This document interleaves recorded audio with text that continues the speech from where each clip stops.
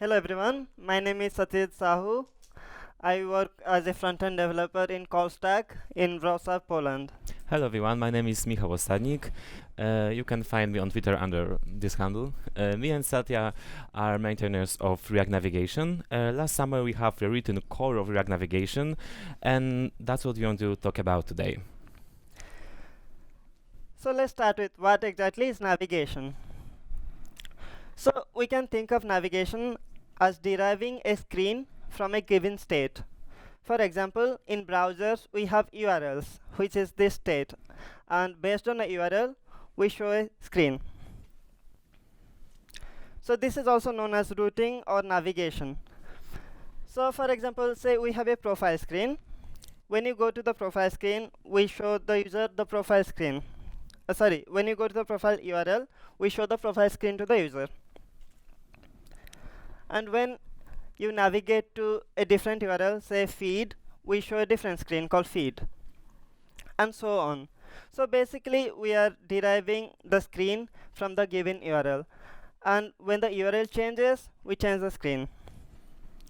So browsers provide a API called History API, which lets us control this routing mechanism on client side. It's for single page apps mostly. There are libraries such as React Router, which abstract away this all of history management and make it easy for us to perform navigation in a declarative way.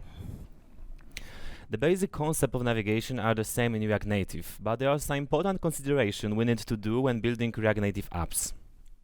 Since React Native is a framework for building actually native apps, the navigation patterns mirror the patterns which are observed in native apps rather than browsers. If we don't provide the same experience for user, our apps won't feel native. Probably one of the biggest differences between browsers and native apps is page transition animations. Page transition animations are not common for web. However, users expect a smooth animation while changing pages in native apps.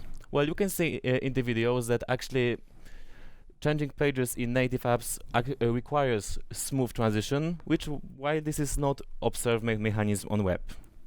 Here are more differences between web and native when it comes to navigation. On the web, you have URLs to store the current navigation. They are idempotent, but we don't have URLs in native apps. Of course, we have URLs for some deep linking, but it is not a source of truth. It's not the primary way of navigation. Another important difference is nesting of navigators. In native apps, we have many different patterns such as tabs, drawers, etc.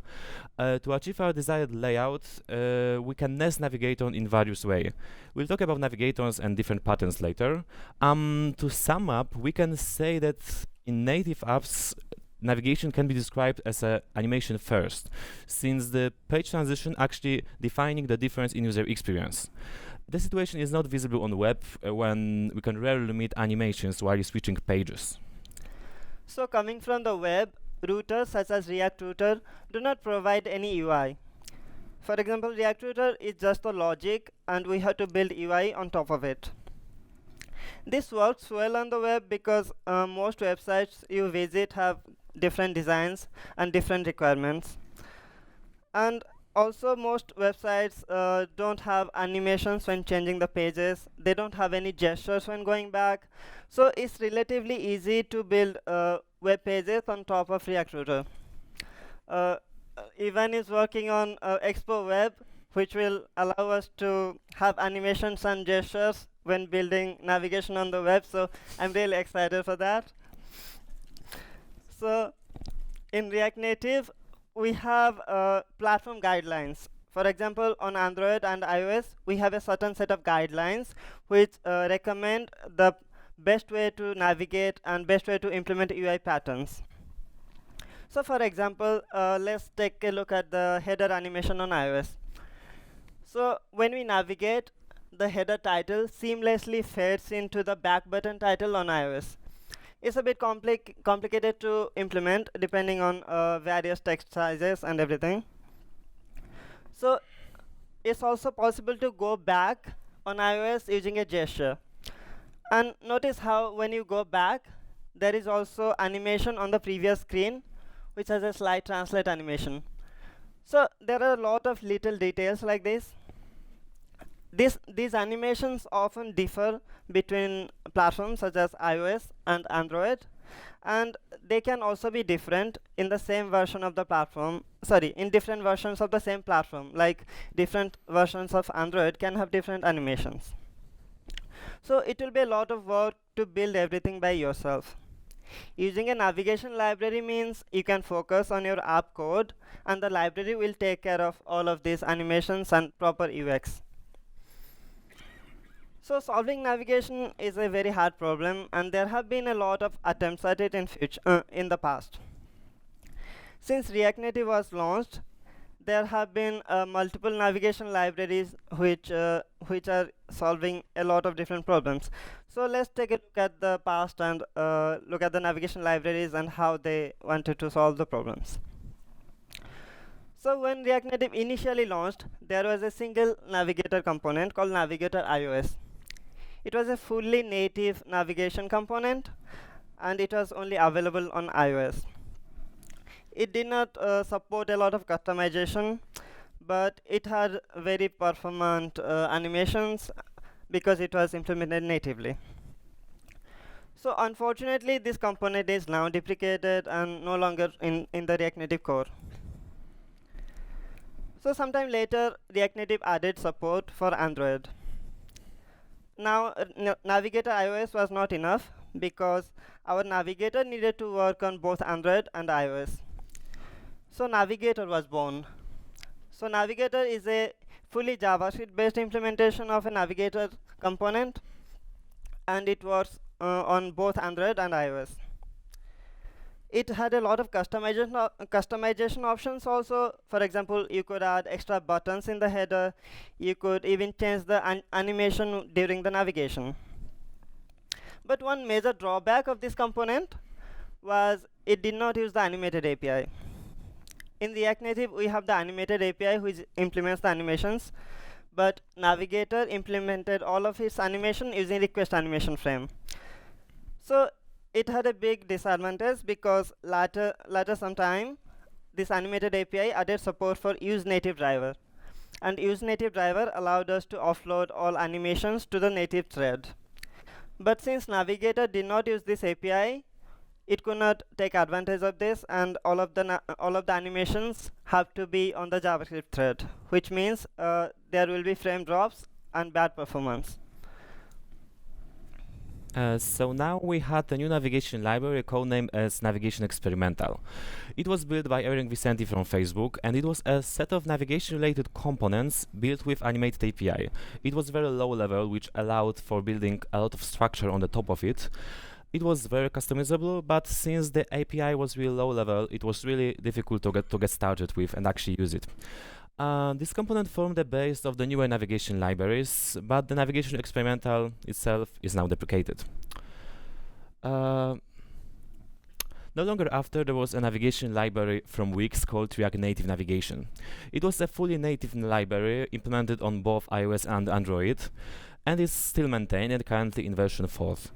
It introduced the concept of registering screens as a separated routes, so each screen behaves actually like their own independent app. The state is accessible from JavaScript, which means we can build our logic related to the state of navigation. Furthermore, it's quite customizable. However, users are not allowed to build actually everything which is possible with native code. Next, we had X Navigation. This was kind of continuation of Navigation Experimental. It was built by Expo, mainly Brent Watney and Adam Miśkiewicz. Again, it was a consuming concept of registering routing and replicating native elements with an animated API. This was also one of the first navigation library to support multiple navigation patterns such as stack, tab, drawer, etc., and might be considered as a mature and reliable solution supporting various use cases. The next big player is native navigation by Airbnb. The main motivation behind it was to build a coherent navigation to support navigation in brownfield apps, which has both JS screens and native screens. It has similar concept to Wix, where we needed to register screens. Sadly, now it's abandoned. It had quite a unique concept of not focusing on routing and declaring routers, but instead imperative pushing. And we've had a lot of navigation library described, each with their pros and cons. And it was a time to collaborate between Facebook, Expo, and the community. We can say that React Navigation is a continuation of Navigation Experimental, etc. Also, because of React Navigation, all solutions which existed previously in React Native Core were deprecated. It was very customizable, addressing many use cases. The core of the library was written in JavaScript only and had easy-to-use API. Well, probably that's enough for now about React Navigation, since we want to devote their presentation for that. There are also many more concepts which are not described here because we neither have enough time nor enough context to say about it. So now React Navigation is one of the most popular navigation libraries in React Native. Let's take a look at the sum of the concept and problem it's trying to solve. In React Navigation, we have concept of navigators. A navigator is a component that manage our screens. Well, there are two important things the navigation library does for us. Firstly, it manages a page transition follow native patterns such as transition animation, gesture, etc. Let's call it low-level navigation. Secondly, it manages the state in the app and handles navigation event. Let's call it high-level navigation because it composes low-level navigation pattern into a complete framework called navigation. For example, in React Navigation, the logic for state management lives in core in the routers. The behavior is implemented by primitives such as stack view, tab view, drawer view, etc. Then they are combined into navigators such as stack navigator, tab navigator, and drawer navigator. Anything that could contain some UI and need to integrate with the navigation can become a navigator. There are different types of navigator based on native patterns: stack, tabs, drawers. So, what are the main motivation for decoupling logic and behavior? So we want to make all layers of navigation library independent on each other and modular. The library can share the same state management logic as long as it accepts a certain set of props. This makes it easy to wrap existing libraries to integrate with the navigation library. We can also refactor the core independently from integrations to improve the API or fix bugs. That's also how React Navigation thrives, by integrating solutions from the community and adapting them to React Navigation API. We can provide a consistent experience for managing navigation for the users without having to re-implement the behavior. This approach makes it easier to maintain because none of maintainers need to have end-to-end knowledge regarding how React Navigation works internally. Following this, we have split React Navigation into multiple packages. The core is implemented by React Navigation core, while packages such as stack, tabs, and drawer integrate with it to provide a consistent API. Each of these libraries plans to address different use cases and have different navigation patterns, some with their own implementation, some wrapping community libraries while keeping the API consistent. Also, we have many supportive packages like React Navigation Native for mobile integration and similar one for web. We think it's important because being the current leading solution in the community, React Navigation needs to address a lot of use cases. And we don't want to become a monolithic library which will be extremely hard to maintain at some point. Okay, so in React Navigation, we learned that we have a lot of navigators. Let's take a look at the various navigators we have and the patterns they implement. So the first one is Stack Navigator. So we can think of our screens as a stack of cards. When we navigate to a new screen, we add a new card to the stack. And when we go back, we remove the last card from the stack. This is a very common navigation pattern and is there on iOS, is there on Android. In the videos, you can see the default animations for this pattern on both iOS and Android. So the next one is tab-based navigation. So tab-based navigation is basically we have a tab bar with different tabs, and we tap on the tab bar to go to different tabs. But there are a lot of different variations of this pattern. For example, there can be animations and gestures when switching the tabs.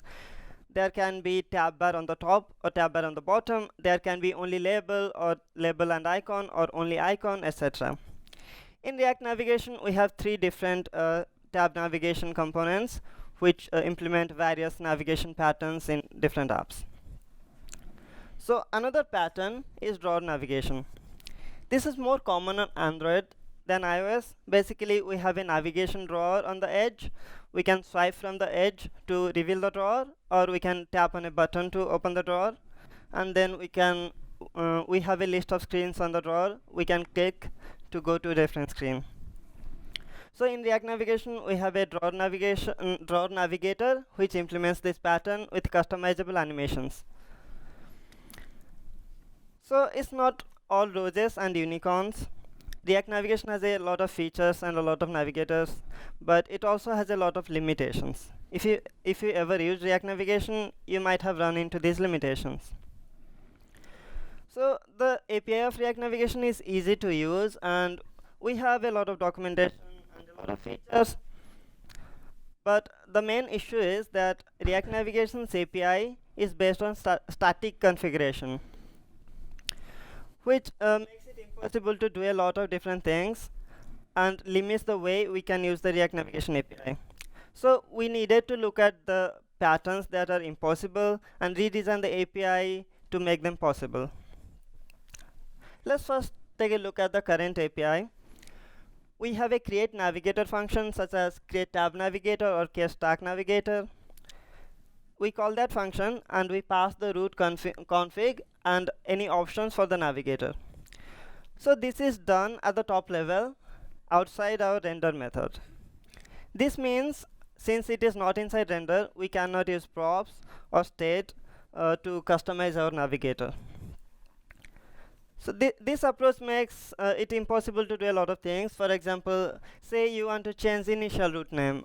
It's not possible because we are outside render.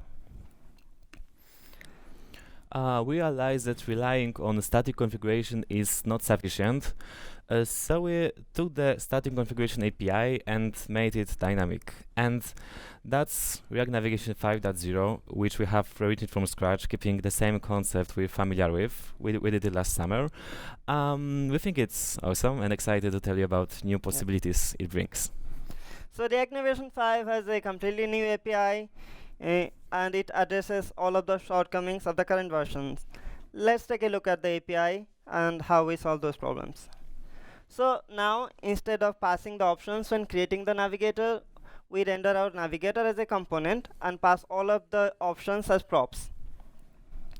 To define our screens, we can use children prop and we can use screen elements there. To specify screen-specific options instead of static navigation options, we can now pass an options prop to our screen elements. The important difference here is all of this configuration is inside render. So you have access to props, state, or context and can change this configuration dynamically. So for example, with the component-based API, we can easily set our initial root name based on a prop.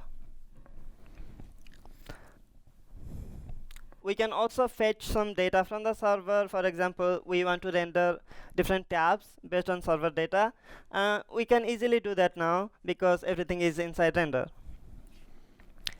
This also allows for some other neat tricks and simplifies our code. For example, we can conditionally define a bunch of screens. So for example, say you have onboarding flow and you want to have some screens when the user is signing up, and after sign up you want to remove all those screens. So with previous version we needed to reset the stack manually after everything is complete. Now we just have a conditional definition and everything is handled automatically. So we also have this new API for configuring the navigator. We have a new set options method. You can call it anytime to set the options in a navigator. And since you can call it anytime inside render, you have access to props, state, or context. So this makes it very easy to add something like a button in the header, which interacts with the component's state. Since we wrote the library from scratch, we are able to take advantages of the new API available in React to make our code simpler. So we decided to use hooks and hooks first approach, not only because we, and probably you think that hooks are super awesome. They are. They are, but it's not the main point. The main motivation was that we deeply care about TypeScript. Since we wrote everything with TypeScript, we know that higher-order components are very difficult to properly type check, while hooks are just designed for this and are much more better in this case. Hooks also reduce nesting and help us keep the React hierarchy clean without adding any unnecessary wrappers, just to pass some props. We have added many hooks-based APIs such as use navigation, use focus effect, use is focus, etc., which you can read about in our documentation. We have, as I said, we have written this library with TypeScript, so types are no longer just afterthought.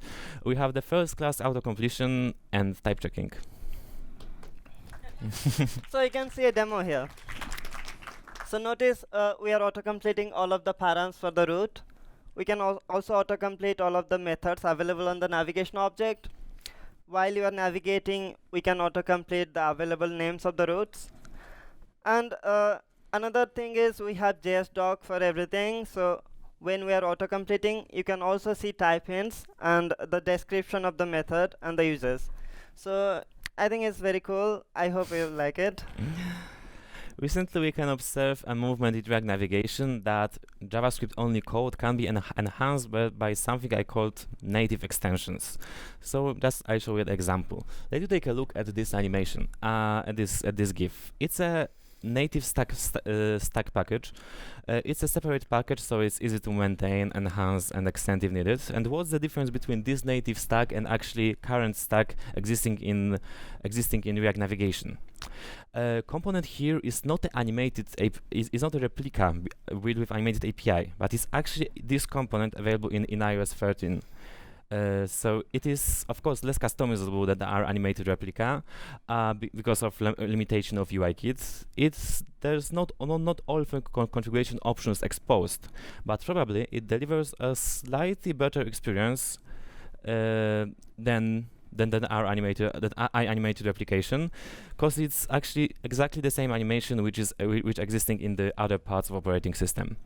If users don't need any extra configurations and actually is satisfied with just basic usage, maybe should give a chance to this package. So here's an example. It's an Zebra app I'm currently working on, and yeah, it is one of pages we decided to build with this native stack. Here's another area where you can rely on native packages instead of building it with JS. So we have a package React Native material top tabs, which allow for like switching pages with gestures, which under the hood relies on React Native tab view. In the next step, we have a view pager library, which is a native component recently released also on iOS. It was previously extracted from React Native core, and now it's maintaining and enhancing by code stack. And eventually, we realized that this view pager has actually similar use case than a tab view. So I made a React Native tab view pager adapter. Yes, and it's really a library I released a few days ago under Software Management Organization. And it is actually an adapter which is consumed by tab view, which can get consumed by tab view, so also by these material top tabs. And here's an example. It's a bit funny example. No, it's not production app, but it is a rainbow app which I'm also working on. And yeah, I decided to give a try for this view pager with this adapter and to make a navigation, and it brings also a little bit better feeling for why switching pages. So next we have added DevTools integration to React navigation, so you have better debugging experience. You can use Redux DevTools extension and React Native debugger and have proper debugging experience. For example, we can see all of the navigation actions in the DevTools. We can see the current navigation state. It also supports time travel debugging, so you can go back in this slider and it will revert the navigation state to where you went back. It works automatically without any extra setup from your end. If you have React Native debugger setup and Redux DevTools extension setup, it will automatically work. So this version of React navigation is still alpha because we still have some things to do. We are planning to make it stable early next year. So if you want to give this a try right now, you can go to reactnavigation.org/next and follow the instructions. We would love your feedback and testing. And if you encounter any issues or have any thoughts, please let us know. By the way, my company is also organizing React Native EU in September in Wrocław, which is focused on React and React Native. We always have great speakers and awesome atmosphere. If you are interested, you can follow React Native EU on Twitter. Here is a discount code that will give you 20% discount for React Native EU tickets. Tickets will be available by the end of this month, so keep this discount in mind. So see you in Poland. If you have any questions, you can catch Michal or me after the talk. That's everything, and thank you, and have a nice day.